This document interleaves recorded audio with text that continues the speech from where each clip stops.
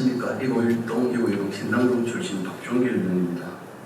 저는 오늘 도원지와 달성 습지를 잇는 도시 생태축 보건 사업과 관련하여 예산 집행의 비효율성과 행정적 판단의 오류에 대해 지적하고자 이 자리에 섰습니다. 이 사업은 2020년 9월 환경부 공모사업으로 선정되었으며 총 사업이 39억 원을 투입해 지난해 8월 준공되었습니다. 이 사업은 수달과 양서류 같은 야생동물들이 자유롭게 이동할 수 있는 생태 통로를 조성하고 시민에게 자연 친화적인 공간을 제공하겠다는 취지로 추진되었습니다. 궁극적으로는 도시의 녹지축과 생태축을 회복하겠다는 것이었습니다. 참으로 좋은 취지였습니다.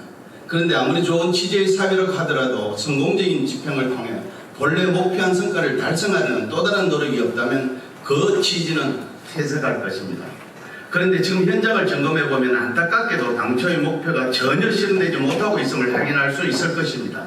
도시생태축 보건 사업의 핵심은 유지수 확보입니다. 생명이 머물기 위해서는 반드시 깨끗한 물이 필요합니다. 물이 없는 생태축이 어떻게 생명을 품을 수 있겠습니까?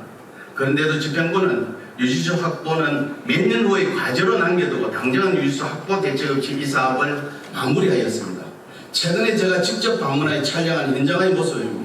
수달도 양서류도 찾아볼 수 없는 삭막한 인공 생태 통로만 남았습니다.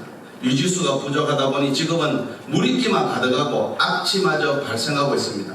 이런 곳을 수달이나 양서류가 생활 공간이나 이동 통로로 이용한다는 것은 전혀 불가능한 일입니다. 집행부는 유지수에 대한 대책으로 향후 상하로 입지와 도로가 준공되면 거기서 발생하는 지하수를 끌어올려 확보하겠다는 계획을 내놓고 있습니다. 도시 생태축 보건 사업이 도시화에 따른 녹지 파편화를 예방하고 서식지를 보존함으로써 종보존 및 생물 다양성 유지를 위한 중요한 역할을 수행하기 위해서는 반드시 필요한 사업임에도 불구하고 이 사업은 수립 단계부터 납득하기 어렵습니다. 이 사업은 특성상 유지수가 확보되지 않는 상태에서 진행해서는 안 되는 사업입니다. 그런데 유지수 없이 생태 보건을 먼저 진행했다는 것은 사업의 순서를 정반대로 추진한 대표적인 사례라고 할 수 있습니다. 묻고 싶습니다. 왜 상하로 입지와 사업 준공에 맞춰 생태축 보건 사업을 시행하지 않았습니까? 순서가 잘못된 것입니다. 누가 봐도 행정의 기본은 망가간 채 서둘러 포장지만 그럴듯하게 뒤세운 것입니다. 아무리 이 사업이 국비가 대부분을 차지한다고 하더라도 지금처럼 어려운 재정 여건에서는 39억 원은 결코 적은 금액이 아닙니다. 훌륭한 취지에도 불구하고 사업 추진의 선후관계에 대한 계획 부족과 비현실적 행정 추진으로 예산이 낭비되고 있는 현실을 집행부는 무겁게 받아들여야 합니다. 보여주기식 사업 추진에는 실제 효과와 지속 가능성을 고려한 정책 집행이 절실해 보입니다. 도시 생태축 보건 사업이 2020년 공모사업에 선정된 이후 우리 군은 실제적 성과 달성보다는 최근 몇 년간 오직 홍보에만 집중해 왔습니다. 실질적 생태계 보건을 외면한 채 보여주기식 행정으로 포장에만 몰두한 것입니다.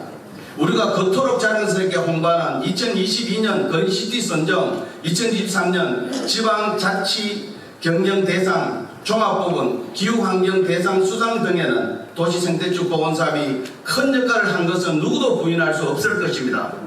저는 이 자리를 통해서 강력히 요구합니다. 첫째, 이 사업의 전반적인 과정에 대해 철저한 감사가 필요합니다. 둘째, 유치자 확보를 포함한 실질적 보완 대책을 시급히 마련해야 합니다. 셋째, 향후 유사한 사업을 추진 시에는 철저히 검토하고 관련 사업 간의 연계성과 시행 시기를 정확히 조율해야 합니다. 행정은 국민의 삶을 개선하기 위한 수단이지 성과를 포장하기 위한 수단이 되어서는 안 됩니다. 이제는 보여주기식 행정에서 벗어나 현실을 직시하고 국민의 혈세를 한 푼이라도 헛되이 쓰지 않는 진정한 행정으로 돌아갈 때입니다. 끝까지 경청해 주셔서 감사드립니다.